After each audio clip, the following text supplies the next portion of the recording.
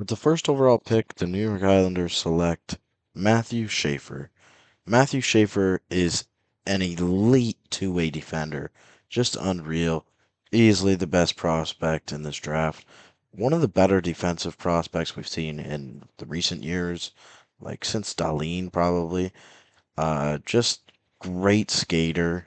Loved watching him at the World Juniors. I hate that it came to an end so early with his injury, but it's not like a lasting injury. It's collarbone, which is it can come back, but it's not super serious, so it won't affect his draft stock. He played for Erie this year. He's basically guaranteed to go number one overall unless Chicago trades up. He had 22 points in 17 games as a defenseman for Erie, 2 points in 2 games at the World Juniors, one of those games being 3 shifts or something like that. He was unreal at the U18s last year. Uh, yeah, this kid's got all the talent in the world. I think he's NHL ready right now, which is crazy to say because he basically lost this season. He didn't play very much, and he's a younger player in this draft, but I think he's NHL ready. At second overall, I have the San Jose Sharks selecting Michael Misa. Michael Misa, think is just unreal. He scores like nothing else. This kid is just a goal scoring machine. He played for Saginaw. Saginaw's been good ever since he's got there. Him and Zane Parak have just been unreal. Honestly, like Michael Misa had 62 goals in 65 games in the OHL this year, 134 points. When do you ever see that much production? And when is it coming from a draft year player? He's a 2007 born, meaning he's pretty young for this draft. Great size on him. He needs to bulk up a little bit, but that's really the only knock with his game. Like, he's not a bad two-way player at all. At pick number 3, I sadly have the Chicago Blackhawks taking Anton Frondel. Now, I'm a Blackhawks fan, and I have been sitting around trying to mentally prepare myself for them to take Anton Frondel. That's been the rumor going around lately, and I really want James Hagens. I think James Hagens has potential to be the best player in this draft. He came into the year at number 1. He dropped to number 3 projected. I think there's a reason why he dropped from to 2, but I think he's better than Misa. I'd take him over Misa. I think he's just unreal. I don't think anyone after Misa and Schaefer really even are on the same level as Hagens. I think Schaefer's on a level of his own, and then it's tier 2, which has Misa and Hagens in it. But I think after that, the draft has like another little step down where everyone else is, and I think Chicago would really mess up by not picking James Hagens. But Anton Frondel is a great player. He's got a great shot. He's got great hockey sense. He's a big body centerman, and he would be a great addition. I just don't think he's the best pick at this spot. At number 4, I have the Utah Mammoths taking Brady Martin. Brady Martin, his draft stock has went crazy over the last couple of weeks. I don't even know why. He has not played. He said in an interview, I want to be like Sam Bennett. It wasn't exactly that. He said something along the lines of that, and it just boosted his draft stock. And, like, it was Sam Bennett, Matthew Nyes, and Matthew Tkachuk, I think. He wants to base his game around. I don't know how just saying something like that truly boosts your draft stock that much. Like, I know that Utah really likes him and really wants him, but I think that's an off the board pick, and I think you can trade back about 6 spots and get him. I think there's better players on the board. I think there's better players that are the same type of player. There's a Porter Martone on the board. I'm not high on Porter Martone at all, but I think Porter Martone is much better than Brady Martin. At 5, I had the Predators taking the previously mentioned Porter Martone. Porter Martone, I'm not as high on as a lot of other people are here. I think Porter Martone's going to be a great player. I think his big body is just built for the NHL. A lot of people are comparing him to the Kachucks and saying he's going to be just like a third Kachuk brother. I don't think so. I think he's going to be a middle six winger. Uh, he's going to have his moments. He's going to have his flashes. But I just don't see a star in Porter Martone. I see a great NHL player with a lot of longevity in his career.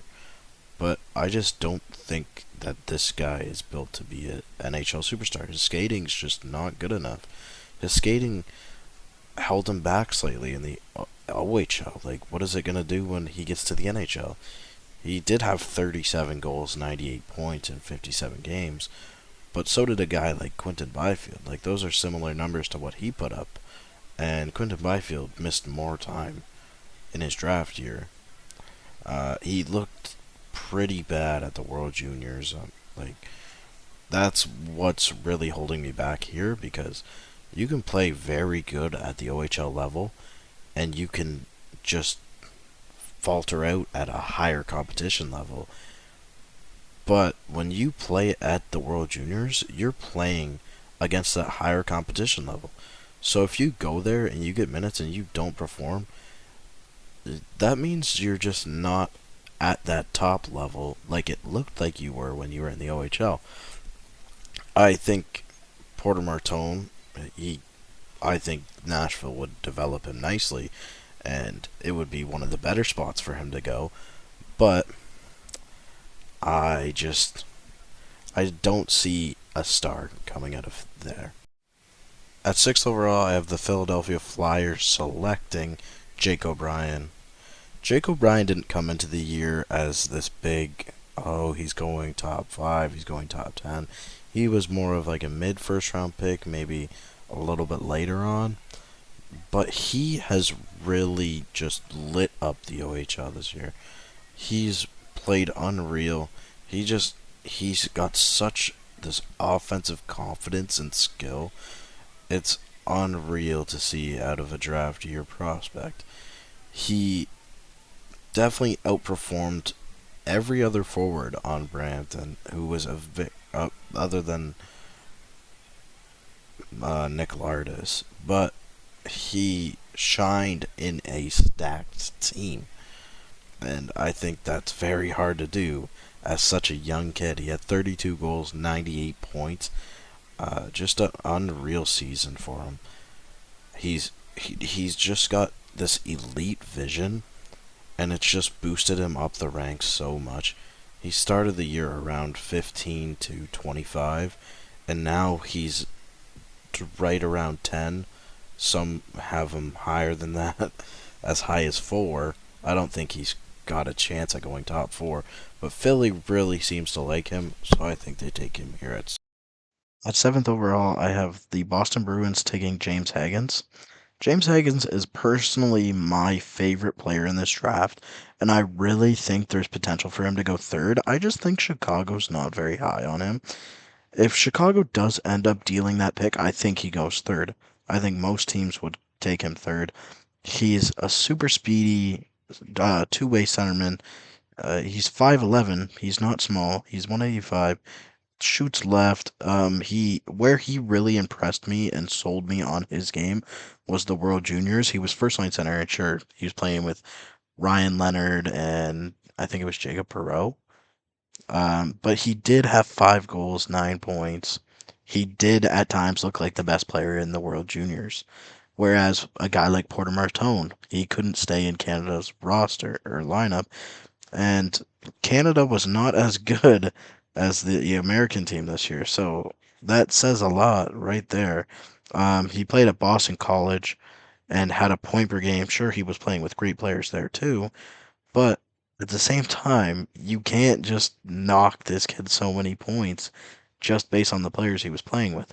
I think James Hagens is unreal. I think every team that's not taking him outside of the top two is messing up, and I think he has potential to be the best player in this draft.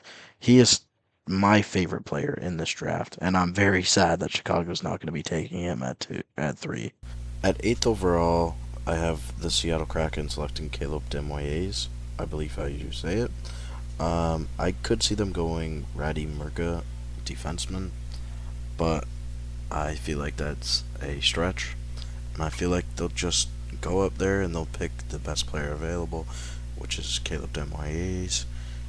Great playmaking, great player to build around.